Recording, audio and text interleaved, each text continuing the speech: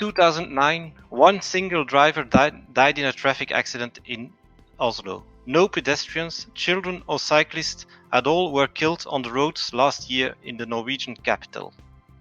This is not just luck or a statistical outlier. Oslo has Vision Zero at the heart of its policies since many years and put relentless effort in shaping the city to reflect this vision.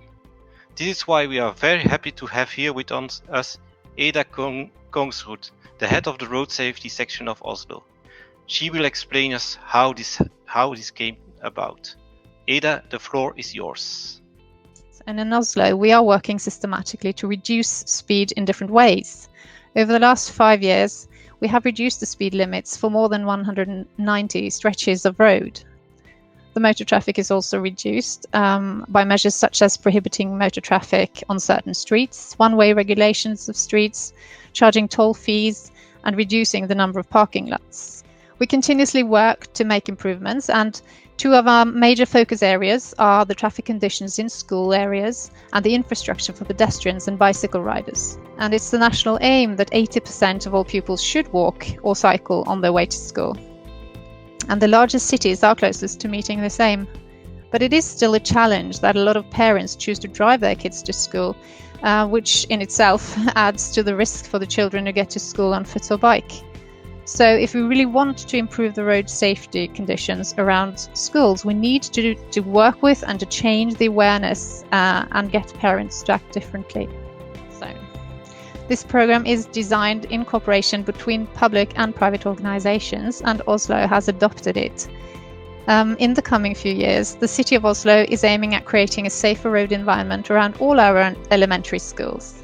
What is particularly interesting about this program is the local involvement of the pupils and parents, and it combines working with both awareness and physical road safety measures to reduce motor traffic around schools. Is that you mentioned the word cooperation so many times.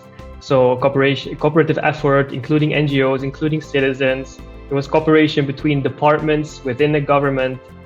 And I think that's very much, actually it's not lacking in Brussels. I think in Brussels we have too much cooperation, because for mobility policy, for example, we have 19 mayors in Brussels, 19 aldermen of mobility, 6 police zones, and 1 regional minister of mobility.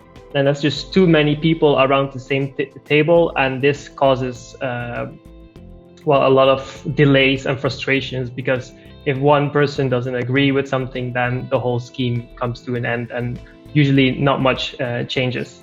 In Brussels, we also need a structural program where we look at the street or the school area as a project area, so the local level, and that together they can add up to an urban network strategy. I hope that in Brussels we can copy the example of Oslo and really work towards a program of school and other streets that are rethought entirely, integrally. Based on what we know about accidents in Oslo involving pedestrians and cyclists, it is especially important to redesign intersections, keeping these groups of road users in mind. And this one example of a redesigned intersection aims at giving vulnerable road users more space by widening the pavement, reducing the speed of cars by narrowing the street lane, and shortening the crossing distance for pedestrians. That we should know that also small interventions matter, that not everything needs to be costly.